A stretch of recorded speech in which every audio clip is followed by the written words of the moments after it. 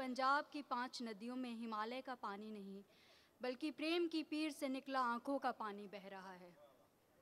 पंजाबी की प्रेम गाथाएं लोकगीतों और कविता के द्वारा संरक्षित रही हैं। कविता और प्रेम का गहरा संबंध है, परंपरा से यह हमें दिखता रहा है। परंतु दलित लेखन आरंभ से ही अपने प्रतिरोधी तेवर के लिए प्रसिद्ध है। दलित कविता के साथ जो चीज़ें हमारे दिमाग में तुरंत आती है वे हैं आक्रामक विरोध और प्रतिहिंसा। ऐसे में दलित प्रेम कविता के क्या मायने हो सकते हैं? हमें देखना है कि इस सत्र के संचालक पंजाब की संस्कृति और दलित प्रश्नों पर विचार करने वाले देशराज काली, जो मुख्यतः गद्यकार हैं और पंचम नाम की पत्रिका के संपादक भी, वे दलित प्रेम कविता पर परिचर्चा के दौरान कौन से नए तेवर सामने लाते हैं। इस सत्र के वक्ता हैं डॉक्टर गुरुबचन, जो आलोचक और गद्यकार हैं, फिलहाल के संपादक हैं और आलोचनात्मक तीखे तेवरों के लिए जाने जाते हैं। लेखक, पत्रकार, अनुवादक बलवीर माधोपुरी जी हमारे बीच हैं इस सत्र में बोलने के लिए। कवि और नाटककार स्वराज बीर का हम स्वागत करते हैं यहाँ पर। कवि, पत्रकार, कला समीक्षक और साहित्य जगत में अपनी एक नई पहचान बनाने वाली निरुपमा दत्त का भी हम मंच पर स्वागत करते हैं। मदन वीरा, जो कवि और पत्रकारिता में एक पंजाबी के मुख्य हस्ताक्षर हैं, उनका भी इस सत्र में स्वागत है। मैं इस सत्र के संचालक और वक्ताओं से आग्रह करूंगी कि वे मंच पर अपना स्थान ग्रहण करें। धन्यवाद। वो लड़की ने बहुत अच्छा पंजाब के बारे में बताया और लव पोइट्री के बारे में, हम दलित की लव पोइट्री के बारे में हम बात करेंगे। दरअसल जब ये कॉन्सेप्ट हमारे मन में आ रहा था, गिरिराज जी लगातार मेरे से इन टच थे ये प्रोग्राम पूरा बनाते हुए, तो ये कॉन्सेप्ट आया था हमारे बहुत ही वरिष्ठ कवि हैं गुरदास राम आलम जी। वो दलित पोएट हैं, प्रोग्रेसिव मूवमेंट से जुड़े रहे हैं। उन्होंने एक खत, भारतीय भाषाओं में अवतार पाश का नाम बहुत जाना जाता है, पाश हमारे जो शायर हैं, उन्हें एक खत लिखा था। उस खत के चंद फिक्रे, कुछ पंक्तियां मैं आपको पढ़कर सुनाना चाहता हूं। उस खत ने मेरे मन में पैदा किया कि नहीं यार, कुछ है डिफरेंट जो दलित पोएट्री में है। वो पंजाबी में मैं पढ़ूंगा, बाद में उसका भाव आपको सुनाऊंगा। तब ये कॉन्सेप्ट बना था कि पंजाबी में अगर कोई लव पोएट्री है तो वो दलित और औरत के द्वारा लिखी हुई ही है। मेरा एक मित्र है गी चतुर्वेदी जी, हिंदी के बड़े राइटर हैं। मैंने बताया कि इस तरह से हम जा रहे हैं और वहाँ बताएंगे कि जो लव पोएट्री है रियलिटी में, असलियत में दलितों ने और औरतों ने ही लिखी है। तो वो हंसकर कहने लगे, यार मोहब्बत ही इन्होंने की है, दूसरों ने तो दमन किया है। तो ये उनकी पंक्तियां हैं, उनके लेख, जो खत लिखा पाश को गुरदास राम आलम ने, वो उनसे सीनियर थे वैसे। वो लिखते हैं, सानू दबे कुचले लोगों नू अपना सभ्याचारक विधान बनाना चाहिदा है। आखिर कदों तक ये लंबड़दार, चौधरी, ਜ਼ੈਲਦਾਰ ਤੇ ਪਟਵਾਰੀ ਗੀਤਾਂ ਵਿੱਚ ਵੀ ਸਾਡੇ ਉੱਪਰ ਚੜੇ ਰਹਿਣਗੇ। ਜੇ ਕਿਸੇ ਗੀਤ ਵਿੱਚ ਜ਼ਿਕਰ ਹੋਊ ਤਾਂ ਹੋਏਗਾ ਕਿ ਤੇਰੀਆਂ ਗੋਰੀਆਂ ਗੱਲਾਂ, ਤੇਰਾ ਗੋਰਾ ਨਿਛੋਹ ਪਿੰਡਾ, ਤੇਰਾ ਰੇਸ਼ਮੀ ਸੂਟ, ਤੇਰਾ ਫਲਾਣਾ, ਤੇਰਾ ਢੀਂਗ, ਮਿੱਟੀ ਨਾਲ ਭਰੇ ਵਾਲ, ਮੁੜਕੋ ਮੁੜਕੀ ਹੋਏ ਮਜ਼ਬੂਤ ਸੀਨੇ ਤੇ ਕਾਲੇ रंग ਦੇ जवान ਮੋਢਿਆਂ ਦਾ कदे जिक्र नहीं आया। तो इस तरह से उन्होंने डिफाइन कर दिया कि यार ये जो हमें कहते हैं कि हमें एक लिटरेरी कॉन्स्टिट्यूशन बनाना चाहिए हम लताड़े हुए लोगों का, दलित लोगों का।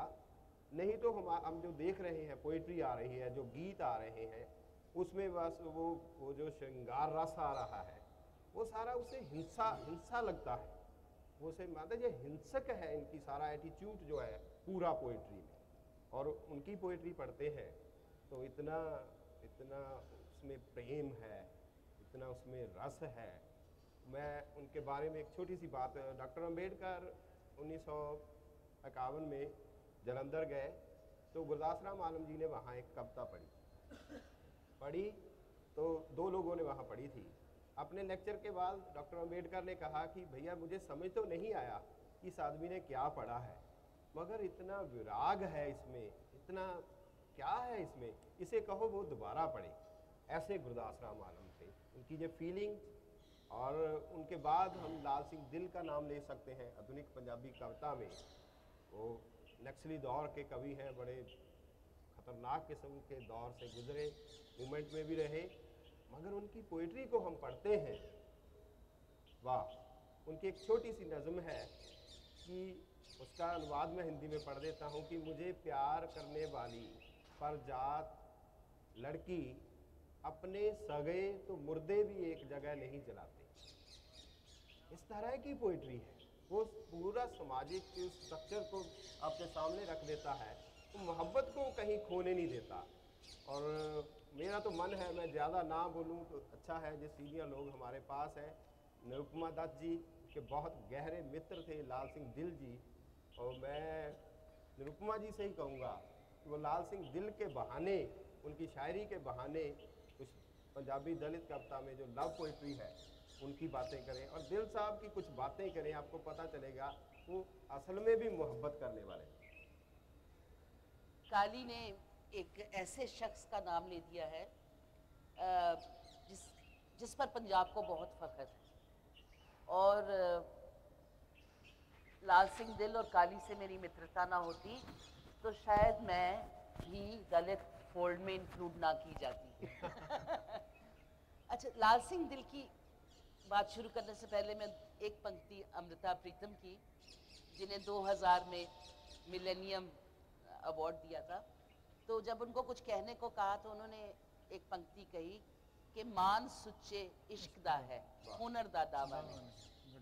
और साथ ही उन्होंने ये कहा कि मैंने कुछ नया नहीं लिखा, जो फकीरों संतों से पंजाब का मैंने पढ़ा था उसे मैंने अपनी ज़बान में कह दिया। और वो सारी शायरी ही प्रेम की शायरी थी। और लाल सिंह दिल एक ऐसे शख्स हैं जिनके लिए हम कह सकते हैं always in love, always related, जबकि उनकी ज़िंदगी में रियलिटी में शायद कभी प्रेम आया नहीं, पर वो हर समय प्रेम करते रहे, हर समय जुड़े रहे प्रेम से लोगों से। और नक्सली दौर में लाल सिंह दिल बहुत बड़ा नाम था। फिर वो अंडरग्राउंड होके यूपी चले गए थे, किसी फलों के बाग की राखी करते रहे, मुजफ्फरपुर के पास, मुजफ्फरनगर। तो उस दौर में कैलकाटा से किताब छप रही थी स्प्रिंग थंडर, तो पंजाब से नज़में अंग्रेजी में अनुवाद करके भेजी थी। तो हमारे एक और कवि अमरजीत चंदन ने मुझे छोटी छोटी 2 कविताएं लाल सिंह दिल की दी और कहा अनुवाद कर दो।